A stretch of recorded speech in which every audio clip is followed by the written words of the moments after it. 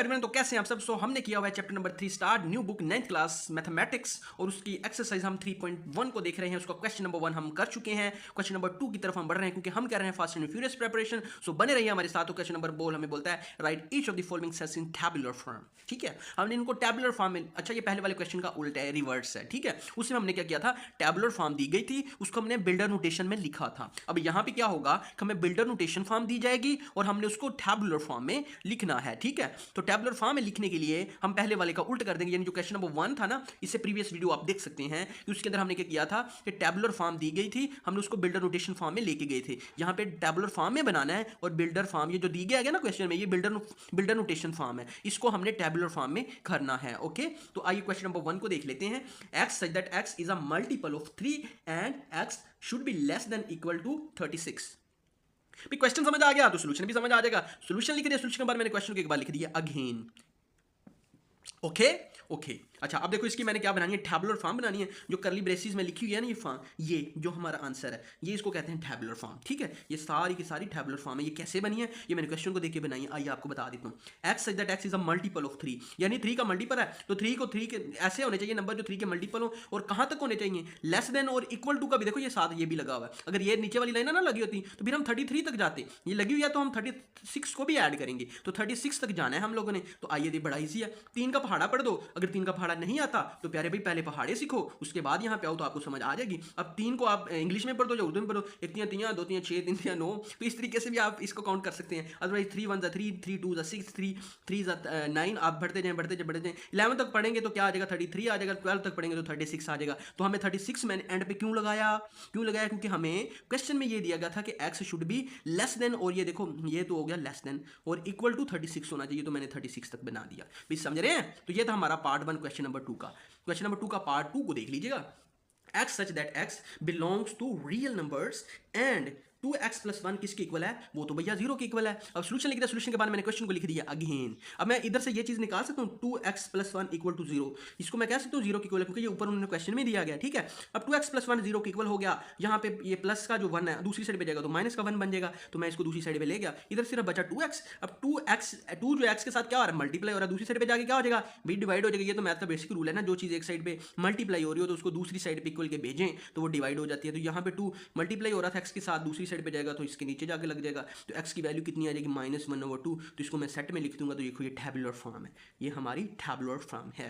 तो ये था पार्ट 2। ठीक है, पार्ट नंबर 3 को देख लीजिएगा, बहुत ईजी है, 2 लाइन का इसका आंसर है। सोल्यूशन लिख दिया, सोल्यूशन के बाद मैंने क्वेश्चन को लिख दिया अगेन। अब वो बोला क्या जा रहा है, x such that x belongs to p बोले तो prime number and x should be less than 12, यानी इक्वल नहीं लगा हुआ, जस्ट 12 के नीचे वाला बोल रहा है। ठीक है, जिससे छोटे होने चाहिए प्राइम नंबर्स। ठीक है, तो प्राइम नंबर्स कौन कौन से हो जाएंगे, एक 2 है, यानी प्राइम नंबर होते क्या हैं, प्राइम नंबर वो होते हैं जो सिर्फ अपने टेबल्स पे जाते हैं, किसी और टेबल्स में नहीं जाते। तो 2 भी सिर्फ अपने टेबल में जाता है, 2 के बाद 3 भी, 3 के बाद 4 तो नहीं भी, 4 तो 2 के टेबल में जाता है तो इसलिए 4 नहीं लिखेंगे। 2 के बाद 3 के बाद 5 आ जाएगा, 5 के बाद 6 को सोचो भाई, 6 तो दूसरे के टेबल 2 के टेबल में भी जाता है, 3 के टेबल में, तो 6 नहीं होगा। 7 होगा, हाँ भी 7 किसी के टेबल में नहीं जाता, सिर्फ अपने टेबल पे जाता है, तो 7 भी आ जाएगा। उसके बाद 8 भी दूसरों के टेबल में जाता है, 2 के टेबल में भी जाता है, 4 के टेबल में भी जाता है। 9 भी 3 के टेबल में जाता है, 9 भी नहीं होगा, 8 भी नहीं होगा। 10 भी 2 के टेबल में भी जाता है, 5 के टेबल में भी जाता है, तो वो भी नहीं होगा। 11, हाँ भी 11 सिर्फ अपने टेबल पे जाता है। तो ये जो नंबर मैंने लिखे हैं ये हमारे हो जाएंगे इसका आंसर। तो ये प्राइम नंबर्स हैं और कहां तक हैं, लेस देन 12 तक हैं। ठीक है, तो यही उसने पूछा था।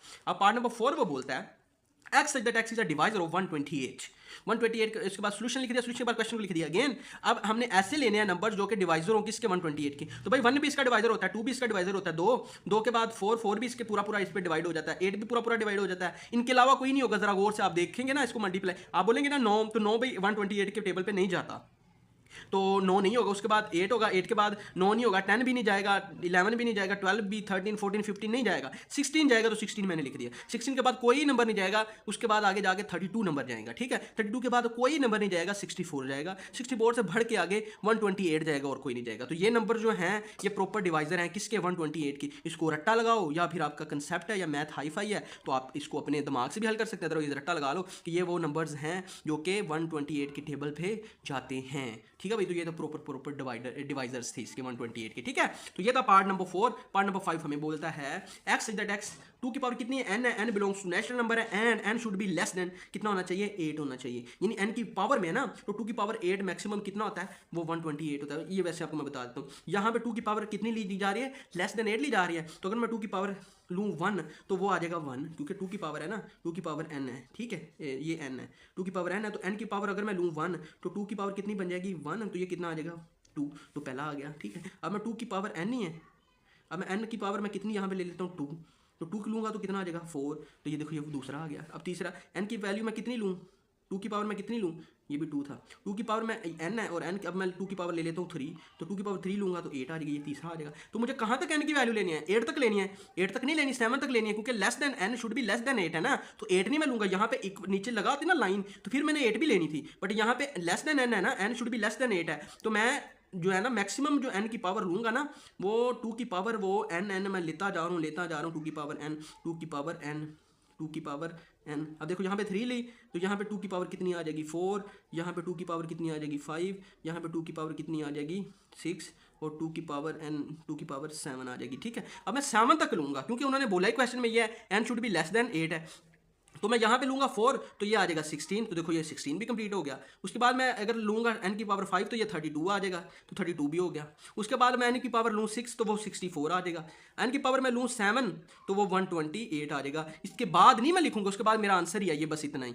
क्यों, क्योंकि इसके बाद मुझे कहा ही नहीं गया, मुझे कहा ही n की पावर लेस देन 8 है, तो n की पावर लेस देन 8 हो तो वो तो n की पावर 7 बनती है, तो 2 की पावर मैंने 7 ले ली मैक्सिमम, तो वो 28 तक निकला। ओके भैया, इजी पीजी। आगे बढ़ते हैं भैया, ठीक है भैया। समझ नहीं आई तो दोबारा वीडियो को देखिएगा, समझ आ जाएगी, ठीक है। पार्ट 6 हमें बोलता है x is that x belongs to n and x plus 4 equal to 0 किया। सोल्यूशन लिख दिया, सोल्यूशन हमारे क्वेश्चन को लिख दिया अगेन। अब x प्लस 4 इक्वल टू 0 किया तो मैंने इसको लिख दिया कि ये 0 की इक्वल है, ठीक है। और उसके बाद मैंने क्या किया, x इधर ही रहने दिया, x इधर प्लस 4 का है, दूसरे पे जाएगा तो -4 हो जाएगा, ठीक है। अब x की वैल्यू कितनी निकल आएगी, -4 निकल आएगी। क्वेश्चन में तो कहा गया था कि ये किससे बिलोंग करता है, ये नेचुरल नंबर से बिलोंग करता है, लेकिन नेचुरल यहाँ पे x की वैल्यू क्या निकल आई, यहाँ पे x की वैल्यू तो भैया निकल है -4, तो इसका मतलब है कि -4 डज नॉट, ये जो ना बिलोंग के ऊपर जो लाइन लगा दी इसका मतलब does not belongs to natural number, तो इसका हम आंसर लिख देंगे खाली सेट। ये जो लिखा हुआ है ये टेबुलर फॉर्म खाली आ जाएगी, क्यों, क्योंकि नेचुरल नंबर तो 1 से शुरू होते हैं, बट यहाँ पे तो माइनस से है, ठीक है ना। तो 1 और 1 से पॉजिटिव इंटीजर्स होते हैं ना, उनको बोलते हैं कि ये नेचुरल नंबर है, बट यहाँ पे तो माइनस में आंसर निकला है, तो इसका मतलब है कि इसका आंसर क्या आ जाएगा, ये खाली आ जाएगा, ठीक है। ये टेबुलर फॉर्म बनेगी। और ये मैंने साथ ये भी लिख दिया कि -4 does not belongs to n बोले तो नेचुरल नंबर्स, ठीक है। अब इसका पार्ट 8 है, उसको ज़रा देख लीजिएगा। पार्ट 7, ठीक है।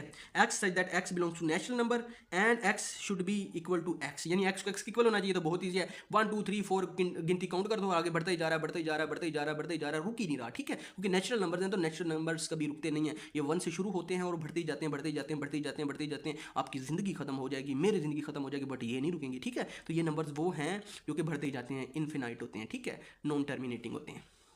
इसका आखिरी पार्ट है, पार्ट 8 है। X such that x belongs to Z बोले तो इंटीजर्स, एंड कहा गया कि 3x प्लस 1 इक्वल टू 0 किया। सोल्यूशन लिख दिया, सोल्यूशन के बाद मैंने क्वेश्चन को लिख दिया अगेन। अब मुझे पता है कि 3x प्लस 1 किसके इक्वल है, 0 के। अब मैं इधर प्लस का 1 है, दूसरी साइड पे जाएगा तो माइनस का 1 हो जाएगा। अब इधर 3x है तो 3 क्या हो रहा है, मल्टीप्लाई हो रहा है x के साथ, तो 3 को मैं दूसरी साइड पे भेजूंगा तो डिवाइड हो जाएगा, तो x की वैल्यू निकलेगी -1/3। अब देखो माइनस में वैल्यू निकली है तो ये फिर n से बिलोंग नहीं करते, क्योंकि ऊपर तो कहा गया था ना बिलोंग्स टू z, ठीक है, बिलोंग नहीं करते। तो इसका आंसर क्या आ जाएगा, इसका आंसर हमारे पास आ जाएगा कि खाली सेट आ जाएगा, ठीक है। अच्छा, ये आप अगर चाहें, क्योंकि इंटीजर्स हैं तो इसको भी खाली सेट, ये क्योंकि इससे नहीं ना करते, तो हमें तो ऊपर कहा ही नहीं गया कि ये इसके बराबर हैं। अच्छा, ये थोड़ी सी मिस्टेक हुई है, इसको हम क्लियर करने जा रहे हैं। अब देखो उन्होंने बोला बिलोंग्स टू जी बोले तो इंटीजर्स, तो भैया इंटीजर्स से बिलोंग करते हैं, क्यों नहीं करते, तो ये लिखने की जरूरत नहीं है, ये लिखने की जरूरत नहीं है। अगर इधर होता जी की बजाय n तो फिर ये लिखता मैं, क्योंकि उन्होंने खुद ही बोला कि ये जी बिलोंग किससे कर रहे हैं, जी से। और जी किसको कहते हैं, इंटीजर्स को। तो इंटीजर क्या होते हैं, पॉजिटिव और नेगेटिव दोनों, तो भैया ये नेगेटिव निकला तो ये बिलोंग तो करते हैं ना फिर जी से, तो ये लिखने की जरूरत नहीं है। इसकी वैल्यू मैं लिख दूंगा 1/3, तो ये हमारा आंसर है, ये हमारा आंसर है, ठीक है भाई। तो ये थे पार्ट 8 क्वेश्चन नंबर किसके, क्वेश्चन नंबर 2 के। एक्सरसाइज थी 3.1, चैप्टर था 3 set and functions, new book 9th class mathematics. अगर वीडियो अच्छी लगी है तो वीडियो को कर दें like, comment and subscribe this channel and share with your friends. Thank you so much.